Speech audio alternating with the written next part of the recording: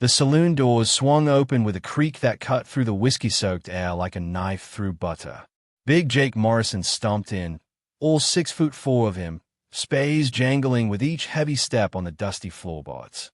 He'd been drinking since noon, and now the sun was setting over Deadwood, painting the sky blood red. Behind the bar stood Martha Sullivan, 6 to 7 years old, with silver hair pulled back tight and hands that moved with practiced precision as she wiped down glasses. She didn't look up when Jake approached. She'd seen his type before: loud, mean, and looking for trouble. "Whiskey, old woman. And make it quick." Martha poured without a word, sliding the glass across the scarred wooden bar. Jake downed it in one gulp and slammed the glass down hard enough to crack it. "That'll be 2 bits," Martha said, her voice steady as a judge's gavel. Jake laughed, a cruel sound that made the other patrons shrink into their seats. "I don't pay old hags." Before anyone could blink, his meaty hand shot out and cracked across Martha's face.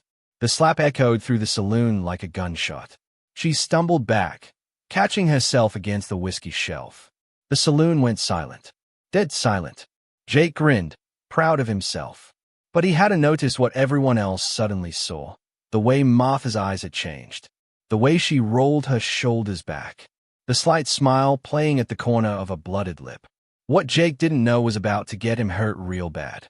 If you want to see how this bully learns his lesson the hard way, hit that subscribe button. Drop a comment below and tell me, what city and country are you watching from? Martha slowly straightened up, touching her lip where blood had started to trickle. She looked at the crimson on her fingertips, then at Big Jake, who was still grinning like he'd done something clever. "You just made a mistake, son," Martha said quietly. Jake laughed louder. "What's an old woman gonna do? Call the sheriff?" He turned to the crowd. "You'll hear that. She's gonna—" He never finished. Martha's hand moved faster than a rattlesnake strike, grabbing a whiskey bottle by the neck. In one fluid motion, she vaulted over the bar, something no 6 to 7-year-old woman should be able to do, and landed square in front of Jake. The bully's eyes went wide. For the first time, he noticed the scars on her knuckles, the way she stewed, balanced on the balls of her feet, the cold calculation in her gray eyes. "Boys," Martha called out without breaking eye contact with Jake, "tell this fool who he just hit." Old Pete, sitting in the corner with his cards, spoke up. "Son, that there's Martha Sullivan.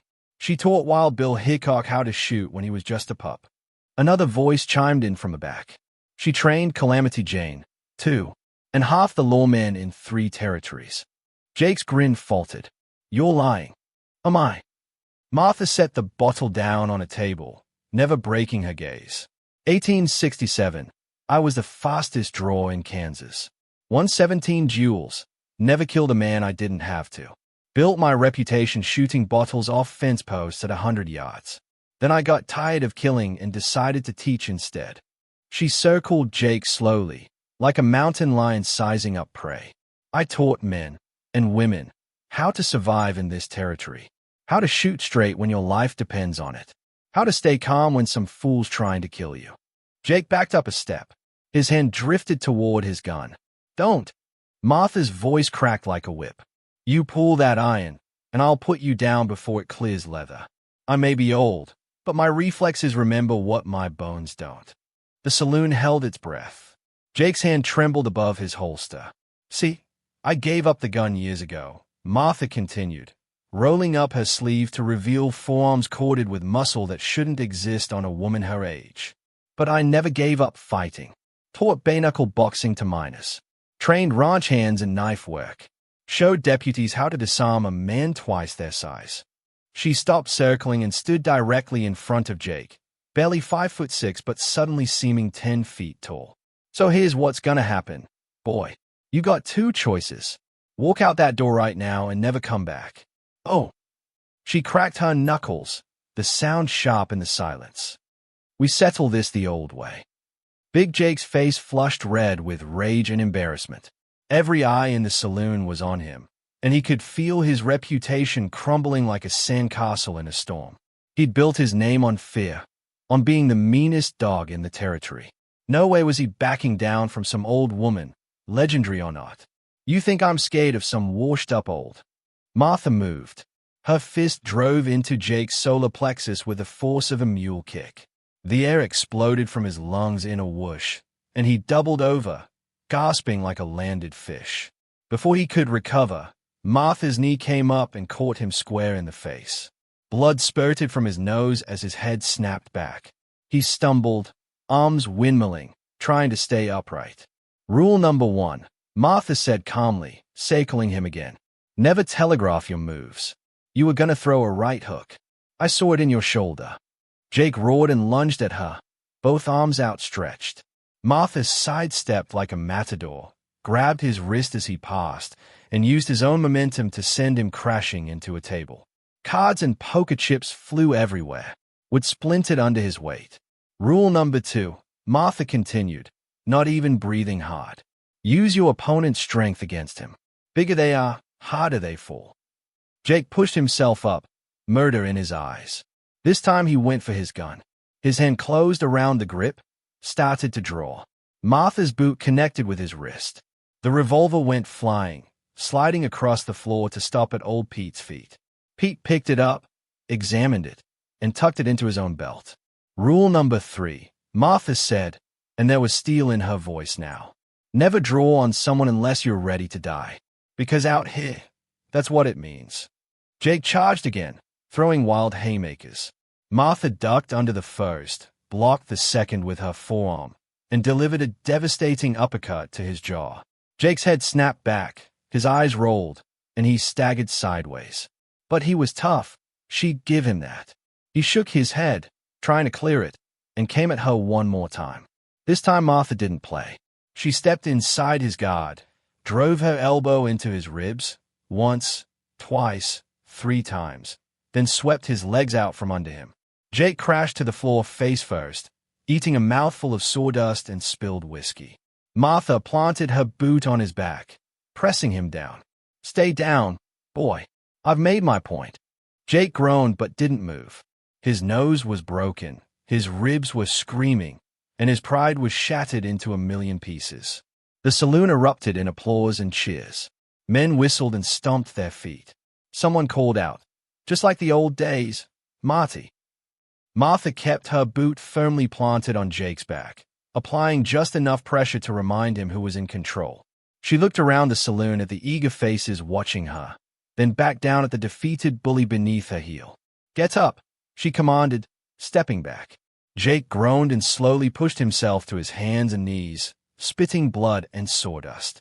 His face was a mess, nose crooked, lips split, and his left eye already swelling shut.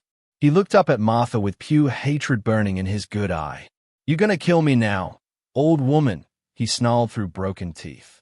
Martha pulled out a chair and sat down, pouring herself a whiskey from a bottle on the nearest table. She downed it in one smooth gulp, then fixed Jake with a hard stare. Kill you?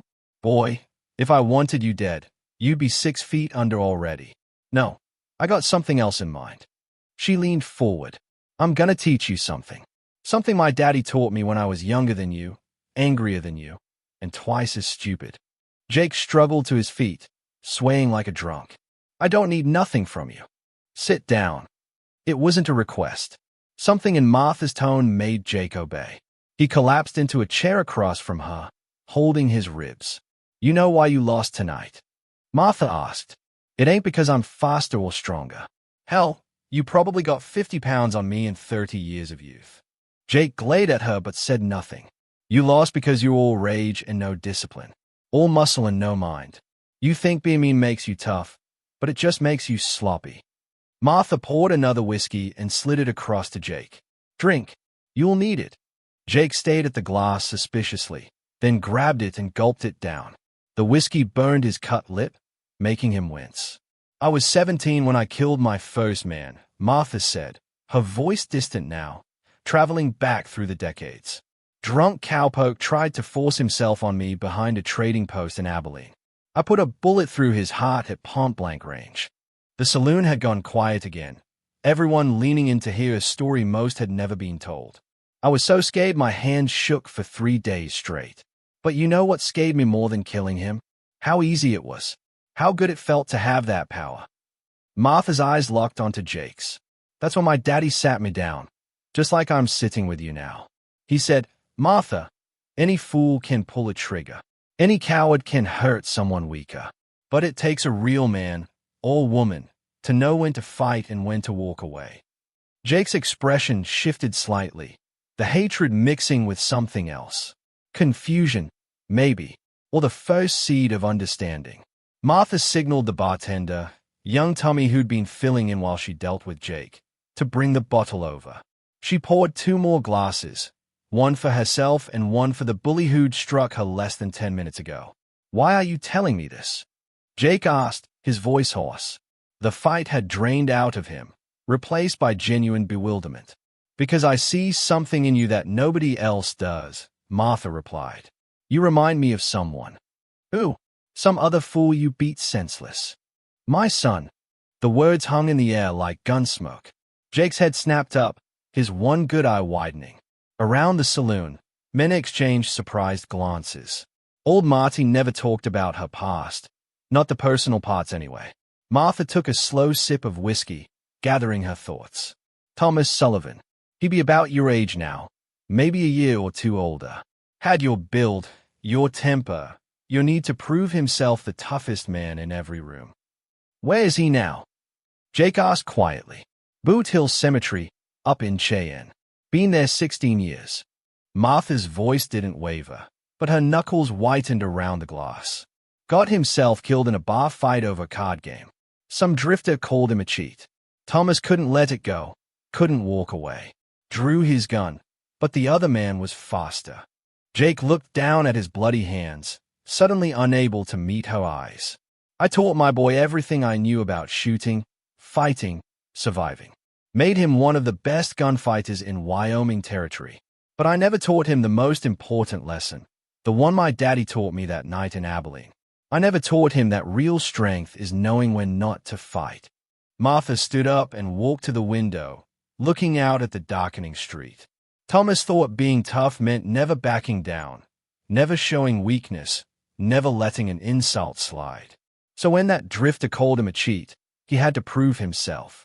Had to show everyone he was the meanest, the fastest, the best. She turned back to Jake. He was 19 years old, died for nothing, for pride, for reputation, for a $5 pot in a poker game nobody even remembers now. The saloon was so quiet you could hear the clock ticking behind the bar. You walk around this territory bullying folks, slapping old women, taking what you want because you're bigger and meaner, Martha continued.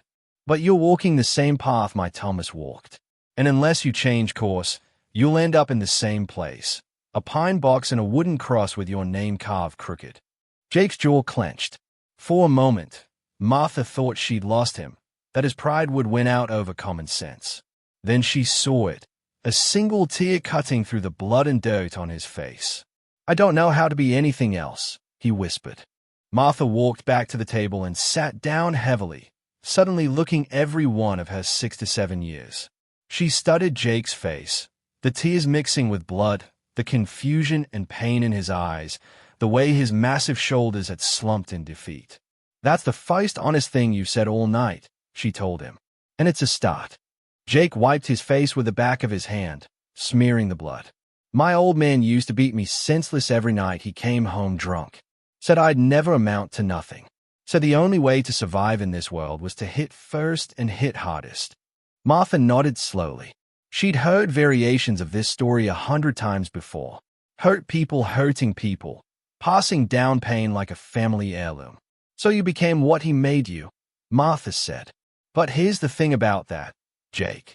You're a grown man now. You get to choose who you are. Your daddy's fists don't control you anymore unless you let them. How? Jake's voice cracked. How do I just stop being this? Martha leaned back in her chair. Same way you learn anything else. One day at a time, one choice at a time. You think I woke up one morning as some wise old woman who knew all the answers? Hell no. I spent years making the wrong choices, hurting people, building a reputation on violence. She gestured around the saloon. The difference is, I had someone show me a different path before it was too late. My daddy. And after Thomas died, I swore I'd never let another young fool throw his life away if I could help it. So what do I do? Jake asked, and for the first time, he sounded like a lost boy instead of a bully. First, you apologize.